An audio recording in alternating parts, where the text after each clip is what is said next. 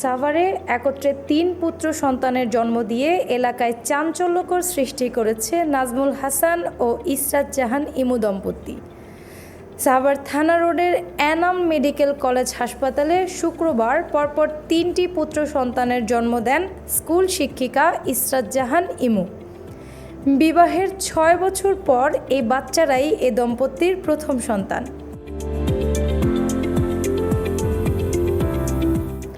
আত্মীয়স্বজন ও উৎসুক মানুষ বাচ্চাদের এক নজর দেখার জন্য হাসপাতালে ভিড় করেছেন। তাৎক্ষণিকভাবে নবজাতক এই শিশুদের নাম রাখা হয়েছে সাফি, রাফি ও কাফি।